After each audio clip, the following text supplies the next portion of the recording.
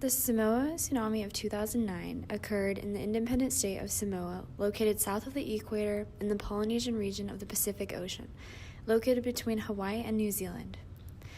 The September 2009 Samoa Tsunami was generated by a very strange type of earthquake which occurred along a trench. On the Richter scale, the earthquake had a magnitude of about 8.0 and occurred 120 miles southwest from the American Samoa, 13 kilometers below the seabed at around 6:58 a.m. The earthquake was followed by a tsunami which produced several large earthquakes.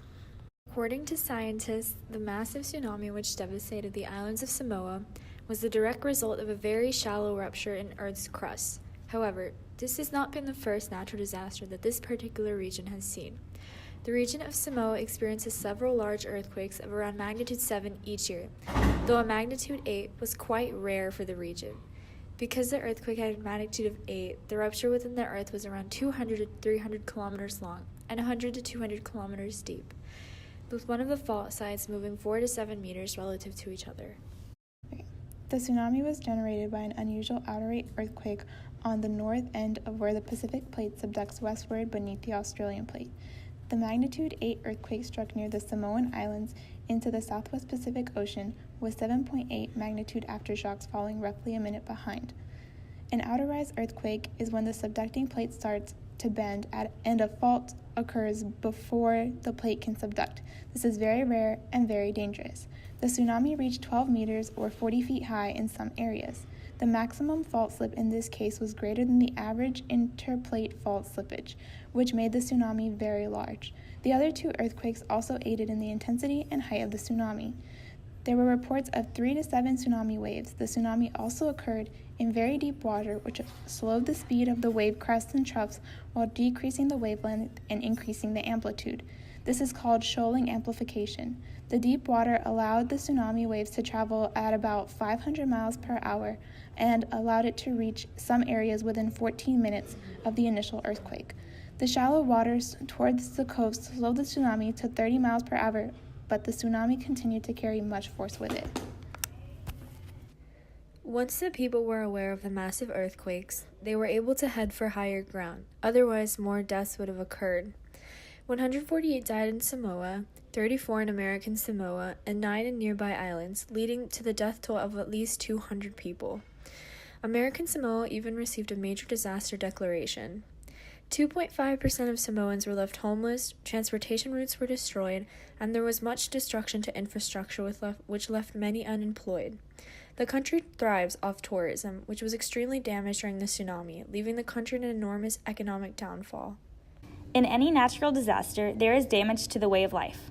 The 2009 Samoa Tsunami caused about $124 million in damages to the island.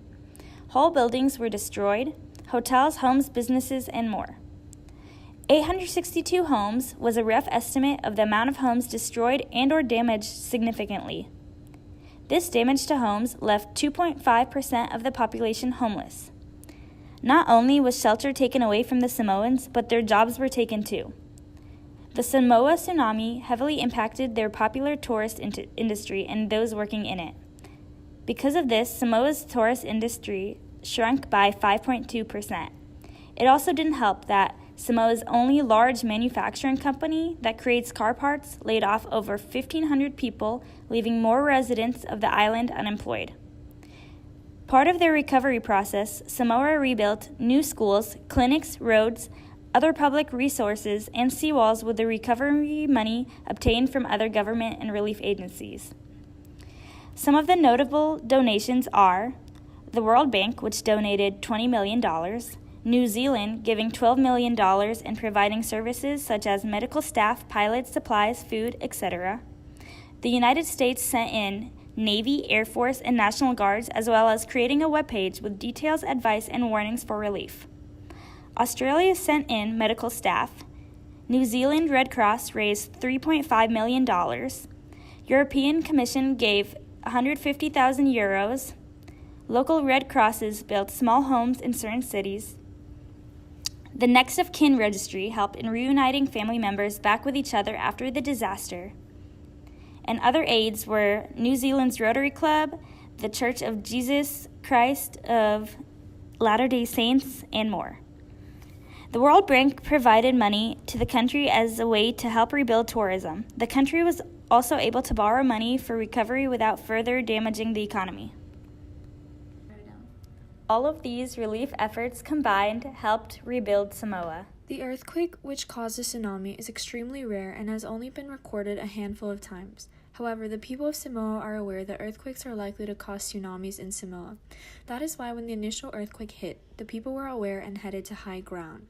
A tsunami of this mass and destruction is extremely rare because the outer ice earthquakes are extremely rare.